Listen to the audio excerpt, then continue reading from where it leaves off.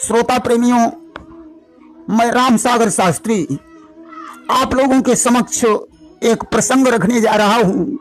शिक्षाप्रद दृष्टांत। एक गांव में एक जमींदार रहते थे।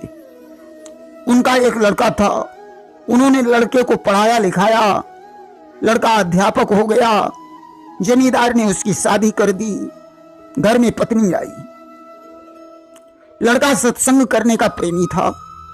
गांव से बाहर एक महात्मा जी रहते थे।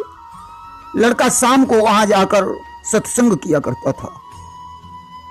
एक दिन जब वह सत्संग करके लौटा तो पत्नी दरवाजे के पास खड़ी थी। उसने कहा, सुनो जी, जरा जल्दी आ जाया करो, क्योंकि आपके बगैर घर में अच्छा नहीं लगता है। और आगे बढ़ा तो मां ने कहा, बेटा इतनी देर तक मत बैठा करो, जल्दी घर आ जाया करो। और आगे बढ़ा तो पिताजी ने कहा, बेटा बहुत देर में आते हो, थोड़ा जल्दी आ जाया करो। लड़के ने विचार किया कि घर वाले लोग मुझे बहुत चाहते हैं। वह दूसरे दिन सत्संग करने गया तो उसने बाबा जी से कहा, महात्मन आज के बाद मैं सत्संग करने नहीं आऊंगा, क्योंकि घर वाले मुझे बहुत चाहते हैं। बाबा जी समझ गए चेला मोह में पड़ गया है। तुलसीदास जी ने लिखा है कि मोहन अंध कीन के ही और को जग काम नचाब न जेही। मोह ने किसे अंधा नहीं बना दिया, काम ने किसको नहीं नचाया। बाबा जी ने शिष्य को प्राणायाम करना सिखा दिया। रेचक, कुंभक, पूरक तीनों भेद सिखा दिए। लड़का प्राण को ब्रह्मांड में चढ़ाना सीख गया। महात्मा जी ने एक दिन लड़के से कहा, बेटा आज जब तुम अपने घर जाना तो अपने प्राणों को ब्रह्मांड में चढ़ा लेना, फिर तुम्हें पता चल जाएगा कि घर वाले तुम्हें कितना चाहते हैं। चेले ने वैसा ही किया। ज्यों प्राणवायु को ब्रह्मांड में चढ़ाया, अब तो घर में हाहाकार मच गया। जमींदार साहब का लड़का मर गया है। गांव के बहुत से स्त्री पुरुष देखने के लिए आए। बाबा जी भी वहां पहुंचे। पत्नी कहती थी, ये न मरते, भले ही मैं मर जाती। माँ कहती थी, मैं बूढ़ी हूं, मुझे मरना था, मेरा बेटा क्यों मर गया। पिताजी कह रहे थे, मैं बूढ़ा था, मैं मर जाता तो ठीक रहता, परंतु बेटा न मरता। गांव की कुछ बूढ़ी बाड़ी स्त्रियां कह रही थीं, इस बेटे के लिए भले ही मेरी उम्र लग जाती, परंतु यह ठीक हो जाता। बाबा जी आगे बढ़े, चेले की नाड़ी पकड़ी कि नाड़ी देखी तो ज्ञात हुआ है तो पर प्राण त्रास में है। श्री राम नाम की उच्छ्वासें आती प्रत्येक सांस में है। नाड़ी देखकर बोले, एक गिलास पानी ले आओ। पानी मंगाया, उसे अभिमंत्रित करके रख दिया। बोले, इस पानी को जो पी लेगा वह मर जाएगा, लड़का अच्छा हो जाएगा। बाबा जी ने पहले उन बूढ़ी बाड़ी स्त्रियों की तरफ वह गिलास बढ़ाया। बोले, तुम में से कोई इसे पी लो, कम से कम इस लड़के की जिंदगी तो बच जाए। बूढ़ी स्त्रियों ने सिर हिला दिया। बाबा जी ने लड़के की माता के आगे वह गिलास बढ़ाया। बोले, तुम बच्चे की माँ हो, तुम तो कुछ दिन बाद मर ही जाओगी, इसलिए यह पानी पी लो, लड़का ठीक हो जाए। माता जी ने इनकार कर दिया। पिता के आगे गिलास बढ़ाया, उन्होंने भी पीने से इनकार कर दिया। बाबा जी ने उसकी पत्नी से कहा, तुम पी लो, कम से कम तुम मर जाओगी, तुम्हारा पति तो जीवित हो जाएगा। उसने भी सिर हिला दिया। बाबा जी ने गिलास का पानी फेंक दिया, चुटकी बजाई और कहा, उठ, देख लिया तूने मुझे लोग कितना चाहते हैं, चल मेरे साथ। चेला उठा और घर बार छोड़कर बाबा जी के साथ चला गया। देखिए, दुनिया में कोई किसी का नहीं है।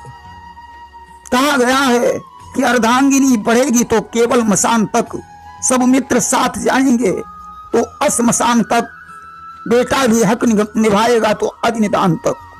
और इससे तो आगे भजन ही है साथी, हरि के भजन बिन अकेला रहेगा। रे मन ये 2 दिन का मेला रहेगा, कायम न जग का झमेला रहेगा। एक बार एक मनुष्य, एक बैल, एक कुत्ता, एक बगुला और एक ऊंट, ये 5 प्राणी एक जगह इकट्ठे हुए। आपस में बातचीत होने लगी। तुम्हारी उम्र कितनी, तुम्हारी उम्र कितनी? सभी ने अपनी अपनी उम्र 40 वर्ष बताई। मनुष्य ने कहा, भाइयों हमारी उम्र 20 वर्ष ही शेष है। ऐसा करो, तुम चारों लोग मिलकर मुझे अपनी उम्र के 20-20 वर्ष दे दो। चारों लोगों ने सहमत होकर अपनी उम्र के 20-20 वर्ष उस मनुष्य को दे दिए। अब मनुष्य की उम्र 100 वर्ष हो गई। 20 वर्ष तक वह मनुष्य रहता है, अच्छे अच्छे काम करता है। 20 के बाद जब विवाह हो जाता है तो बैल की उम्र वाले वर्ष आ जाते हैं। वह बैल की तरह दिन रात खूब मेहनत करता है। कितने दिनों तक? 39 वर्षों तक। ज्यों ही 40वां वर्ष लगता है, 2-4 बाल बच्चे हुए, बहुएं आई, नाती पोते हो गए, कुत्ते की उम्र के वर्ष शुरू हो जाते हैं। अब वह कभी बहुओं को डांटता है, कभी लड़कों पर चिल्लाता है, यानी भौं भौं करने की आदत बन जाती है। 40 के बाद 60 वर्ष तक बगुला की आयु वाले वर्ष आते हैं तो बगुला भगत बन गया, लेकिन स्वार्थ साधना में जुटा रहता है। 60 के बाद 100 वर्ष तक ऊंट की अवस्था के वर्ष आते हैं। तब एक नकेल पड़ जाती है, यानी एक आदमी लेकर चलता है। बचपन खेलने खाने में चला गया, जवानी व्यसनों में गुजार दी, बुढ़ापा विकलत्व में चला गया। लिखा है कि बाल क्रीडा क्षुधा ज्ञानम तारुण्ये व्यसने गतम वृद्धत्वं विकलत्वेन सदा सोपद्रवम नृणा। एक कवि ने सत्य ही कहा है कि जग में जन्मे जब बाल भये तब एक रही सुधि भोजन की, तन में तरुणाई जब ए प्रगटी तब चाह भई तरुणी तन की।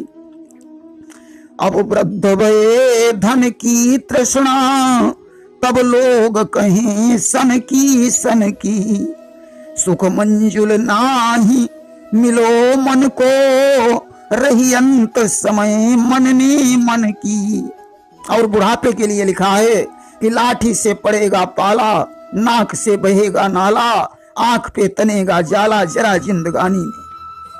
खाट पे पड़े पड़े करोगे मलमूत्र त्याग, पड़े पड़े थूकते रहोगे पीकदानी में। भजन क्या करोगे जब शक्तिहीन होगी तन में, ताकत न होगी तुम्हारी वृद्धवानी में। कहिए राम सागर भलाई सभी भक्तों की, और भजन कर न लेते भैया क्यों न इस जवानी में। एक बार एक वैश्य व्यापार करने के लिए चला। लोभ के कारण उसने नौकरों को साथ नहीं लिया। उसके पीछे 6 चोर लग गए। जब वह वैश्य एक निर्जन वन में पहुंचा, वहां रात्रि हो गई। चोरों को मौका मिल गया, उन्होंने उसका सब धन लूट लिया। अब तो वैश्य को जंगल में रात काटना मुश्किल हो गया। वह हिंसक जानवरों की बोली सुनकर इधर उधर भागने लगा। धोखे में एक कुएं में गिर गया। कुएं के ऊपर एक वटवृक्ष था, जिसकी एक डाल कुएं के नीचे तक लटकी हुई थी। इसलिए वैश्य ने उस डाल को कसकर पकड़ लिया और डाल में लटक गया। इतने में आकाश में बादल छा गए, बिजली चमकी तो वैश्य ने देखा कुएं के अंदर एक जहरी नाग पड़ा है। ऊपर नजर डाली तो उसने देखा जिस डाल को मैं पकड़े हूं उसे चूहे काट रहे हैं। विचार करता है अगर मैं कुएं में कूदूंगा तो सर्प डस लेगा, नहीं कूदता हूं तो चूहे डाल काट देंगे। डाल के हिलने से वृक्ष में लगा हुआ मधुमक्खी का छत्ता था, उससे शहद टपकने लगा। वैश्य ने अपना मुंह ऊपर कर दिया, वह शहद उसके मुंह में जाने लगा। इस प्रकार एक दिन ऐसा आया, चूहों ने डाल काट दी, वैश्य उस कुएं में गिरा, सर्प ने उसे डस लिया और उसकी मृत्यु हो गई। संसारी मनुष्यों का यही हाल है, वे मोह में पड़कर ईश्वर को भूल जाते हैं।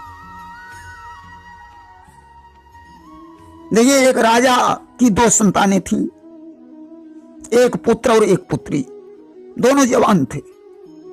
लड़का चाहता था पिताजी अब मुझे युवराज बना दें, लड़की चाहती थी पिताजी अब मेरा विवाह कर दें, परंतु राजा न तो पुत्र को राज सिंहासन देना चाहता था और न पुत्री का विवाह करना चाहता था।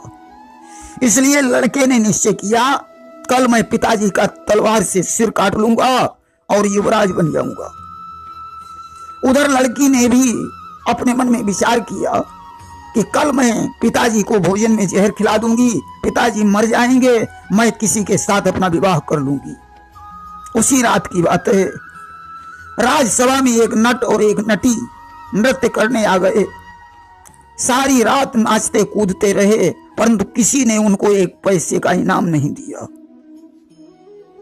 राजसभा में राजा रानी, उनका पुत्र और उनकी पुत्री तथा एक ब्रह्मज्ञानी महात्मा जी बैठे हुए थे। नट ने देखा यहाँ नाचने कूदने से क्या हो सकता है, कोई 1 पैसा देने वाला नहीं है, तो उसने नटी को एक दोहा सुनाया कि बहुत गई थोड़ी रही, थोड़ी हूं अब जाए, मूर्ख अब तो क्षेत्रे कोई नहीं सहाय। यानी बहुत रात बीत चुकी है, थोड़ी रात शेष रह गई है, वह भी चली जाएगी। हे मूर्ख नटी, चेत जाओ, यहां कोई सहायता करने वाला नहीं है। महात्मा जी ने विचार किया कि नट का क्या सुंदर उपदेश है कि बहुत गई थोड़ी रही, यानी बहुत सी उम्र बीत चुकी है, थोड़ी बची है, और थोड़ी हूं अब जाए, थोड़ी भी चली जाएगी। मूर्ख अब तो चेतरे, हे मूर्ख मन अब तो चेत जा, कोई नहीं सहाय, यहां भगवान के अलावा तेरा कोई सहायक नहीं है। बाबा जी ने अपना कंबल उठाया और नट को प्रदान कर दिया।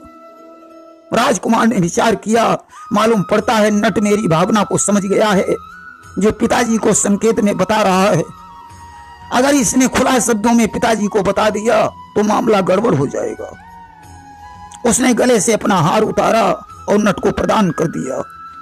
बोला, भैया आप बहुत बड़े ज्ञानी हैं, मैं आपको धन्यवाद देता हूं। राजकुमारी ने सोचा, मालूम पड़ता है नट हमारी भावना को समझ रहा है, इसलिए वह पिताजी को संकेत कर रहा है। उसने अपने गले से हार उतार कर नट को भेंट कर दिया। यह देखकर राजा ने महात्मा जी को अपने पास बुलाकर पूछा कि आपने कंबल क्यों दान कर दिया। महात्मा जी बोले कि नट ने हमें बहुत अच्छा उपदेश दिया, यहां पर परमात्मा के अलावा अपना कोई नहीं है। राजा ने पुत्र को बुलाकर पूछा, तुमने हार क्यों दे दिया। पुत्र ने कहा, पिताजी क्षमा करना, मेरा विचार युवराज बनने का था, अतः मैंने आपके प्रति गलत निर्णय ले लिया था। पुत्री से बुलाकर पूछा, तुमने क्यों हार दे दिया। पुत्री ने कहा, पिताजी आप मेरा विवाह नहीं कर रहे थे, इसलिए मैंने आपके प्रति बहुत बुरा सोच लिया था। आज इस नट के उपदेश से मुझे ज्ञान हो गया है। राजा उस नट पर बहुत प्रसन्न हुआ। उसने नट को बहुत साधन देकर आदर के सहित विदा कर दिया, पुत्री का विवाह कर दिया और इसके बाद पुत्र को राज्य दे दिया और जंगल में जाकर भगवान का भजन करने लगा। एक बार बादशाह अकबर पालकी में बैठकर कहीं जा रहे थे। उनकी पालकी वृंदावन से होकर गुजरी। शाम का वक्त था, पुजारी लोग मंदिर में पूजा कर रहे थे, शंख और घंटे बज रहे थे। अकबर ने बीरबल से पूछा, बीरबल यहाँ क्या हो रहा है। बीरबल ने कहा, जहां पनाह आली जाओ, यहाँ हिंदुओं का खुदा रहता है, पुजारी लोग उसकी इबादत कर रहे हैं। अकबर ने बीरबल की बात सुनकर पालकी रुकवा दी और उतरकर पुजारी के पास गए। उन्होंने कहा, पुजारी जी क्या तुम्हारा खुदा हमें नूरे नजर हो सकता है। पुजारी ने कहा, जहां पनाह अगर से आपकी जज्बे मोहब्बत सादिक है तो आपको खुदा का दीदार जरूर होगा। दिल के आईने में है तस्वीर यार की, जब जरा गर्दन झुकाई देख ली। मिटा दो अपनी हस्ती को, अगर कुछ मर्तबा चाहूं कि दाना खाक में मिलकर गुले गुलजार होता है, आप तशरीफ लाइए। पुजारी जी ने अकबर से कहा, जहां पनाह अपनी आंखें बंद कर लीजिए। अकबर ने आंखें बंद कर ली। पुजारी जी ने एक श्लोक पढ़ा कि बंसी विभूषित कराओ नवनीर दाभा पीतांबरा दरुण बिंब फलाधरोष्ठात् पूर्णेन्दु सुंदर मुखादर बिंद नेत्रात् कृष्णात् परम किमपि तत्त्वमहं न जाने। जब ही श्लोक पूरा हुआ, अब तो मोर का मुकुट बांधे हुए, हाथ में बंसी लिए हुए भगवान कृष्ण अकबर की आंखों के सामने प्रकट हो गए। अकबर को विश्वास हो गया हिंदुओं का खुदा होता है और बड़ा खूबसूरत है। वापस लौट आए। उन्होंने बीरबल से कहा, बीरबल, मैंने आज तक अपने खुदा को नहीं देखा, परंतु आज पता चला हिंदुओं का खुदा होता है। बीरबल, अब तुम मुझे मुसलमान से हिंदू बना दो। बीरबल ने कहा, ठीक है जहां पनाह, मैं कल आपको मुसलमान से हिंदू बनाऊंगा। दूसरे दिन प्रातःकाल बीरबल राज दरबार में नहीं गए, बल्कि उन्होंने एक गधा पकड़ा और उसे नदी पर ले जाकर स्नान करवाने लगे। तमाम प्रकार के साबुन लगा लगा कर उस गधे को स्नान करवा रहे हैं। अकबर ने देखा बीरबल आज दरबार में नहीं आए। उन्होंने सेवकों से कहा, जाओ बीरबल का पता लगाओ। सेवकों ने जाकर देखा बीरबल गधे को स्नान करवा रहे हैं। सेवकों ने कहा, बीरबल, बादशाह आपको दरबार में बुला रहे हैं। बीरबल ने कहा, जाकर बादशाह को यहीं भेज दो। सेवकों ने बादशाह के पास जाकर कहा, जहां पनाह बीरबल नदी में एक गधे को स्नान करवा रहे हैं, वे आपको वहीं बुला रहे।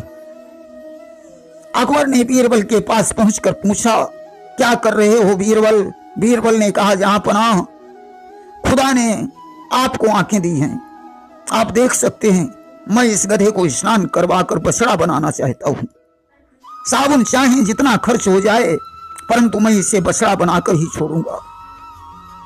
अकबर ने हंसकर कहा, बीरबल, तुम पागल हो गए हो, यह गधा कभी भी बछड़ा नहीं बन सकता। बीरबल ने कहा, जहां पनाह जब यह गधा बछड़ा नहीं बन सकता है, तो आप मुसलमान से हिंदू कैसे बन सकते हैं? बीरबल के वचनों को सुनकर अकबर ने हिंदू बनने का विचार छोड़ दिया। एक पुरुष जंगल से लकड़ी काटकर उस बोझ को बेचने जा रहा था। जब वह थक गया तो एक कुएं पर पानी पीकर सस्ताने लगा। इतने में उसने देखा एक घुड़सवार पानी पीने के लिए आ रहा है। लकड़हारे ने सोचा, यदि मेरे पास भी घोड़ा होता तो मैं भी घोड़े पर बैठकर चलता। यह सोचते हुए वह कुएं की जगत पर सो गया।